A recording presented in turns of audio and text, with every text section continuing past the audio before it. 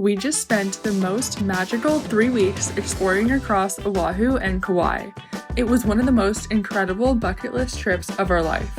But if we're being completely honest, before this trip, we almost didn't go to Hawaii. Not because we didn't want to, trust me, we have been dreaming of these crystal clear waters, lush hikes, and acai bowls for years. Flights are expensive, the exchange rate hits super hard, and everything you hear about Hawaii is that it's one of the most expensive places you can travel. And honestly, we kind of believe that too.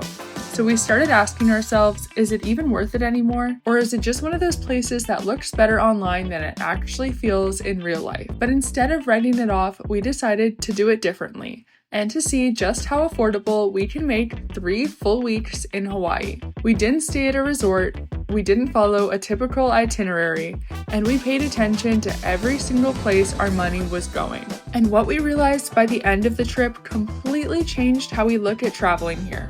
We're going to walk through exactly what we did, what saved us the most money, what was actually worth it, and what we would do differently if we did it all again. Because if Hawaii has been sitting on your bucket list but it feels out of reach right now, this might change your mind.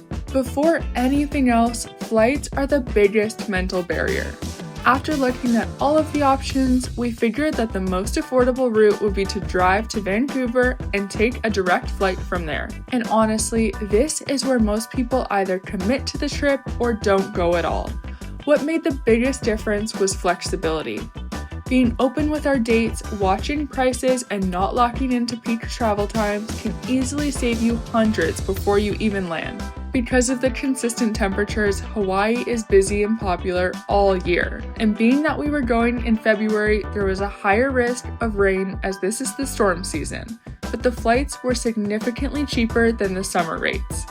Besides accommodations, this was the biggest cost of our whole trip, and it was still really digestible for us. There is honestly no way to do Hawaii on a budget if you want to stay in a hotel.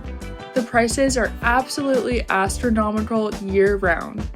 Instead of booking a resort like most people do, we stayed at an Airbnb right in Waikiki, and let me tell you, this is such a hack. We were walking distance to the beach, restaurants, coffee shops, everything. Our friends were staying in a hotel and we were only steps away.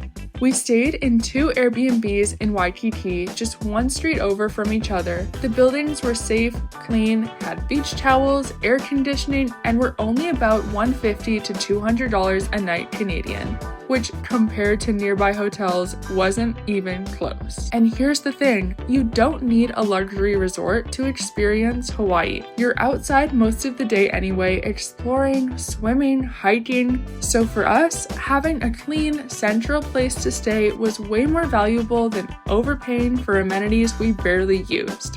We will have the links for the places that we stayed in the description below. Food is another way Hawaii can easily sneak up on you. You can spend $30 to $50 per meal and not even realize how fast it's adding up. So this is where we got really intentional. Happy hour became our biggest hack. A lot of places offer discounted meals that are basically the same portions for a fraction of the price. Is it the most glamorous? Not always, but the food was all incredibly delicious, and we leaned into local spots, food trucks, and a mix of some American food chains we also loved. The food was still one of the most memorable parts of the trip, and that's usually what people say is the most expensive part. When it comes to cheap and free activities, there's no shortage of things to do. Some of the best things that we did in Hawaii cost $0. Hawaii has some of the most unreal accessible hikes we have ever done. You're walking along ridge lines, overlooking the coast, through jungle trails, up to viewpoints that are absolutely insane. This is what we came to Hawaii for, and it costs $0. We're actually putting together a full video on our favorite hikes in Oahu and Kauai, so if you're planning a trip, keep an eye out for that. We'll have it linked in the description below when it's live. And then between all of that, we really leaned into just experiencing what was already around us. Local markets was a big one. You'll find everything from fresh fruit and snacks to handmade goods, local vendors, affordable Hawaii staples like malasadas, and it's such an easy way to spend an afternoon. Throughout the day, there's live music happening right on the beach, local performers, small shows, just people out enjoying the day turn into night. And then there's the fireworks. Every Friday night in Waikiki, there's a full fireworks show right over the beach.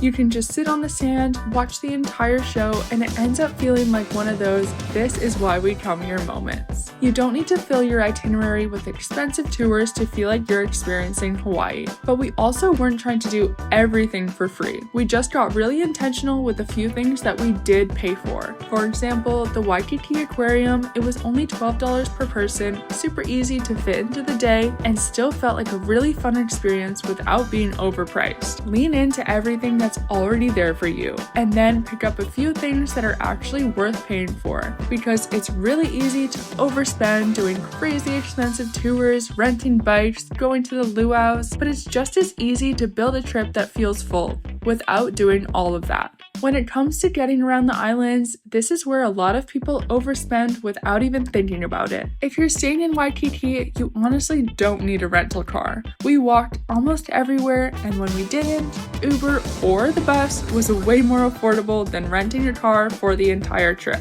If you are wanting to rent a car to see more of the island, renting a car for just 1 or 2 days is way smarter than having one sitting unused the whole time, especially because parking here is next to impossible unless you're wanting to pay about $50 per day.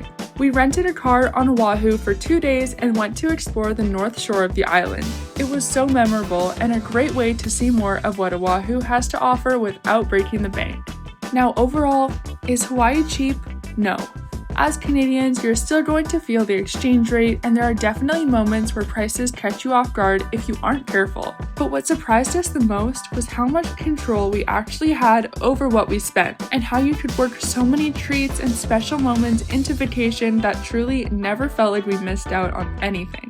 It's not about making Hawaii cheap, it's about making it worth it and a place that you can come back to again. So if you're sitting there thinking Hawaii just isn't realistic right now, it might not be as far out of reach as it feels. You just have to approach it differently. And if you're planning a trip, we're sharing way more of the exact places we went, what we'd skip, and what we do again. So make sure to subscribe, turn on post notifications, and follow along. We'll see you on our next adventure.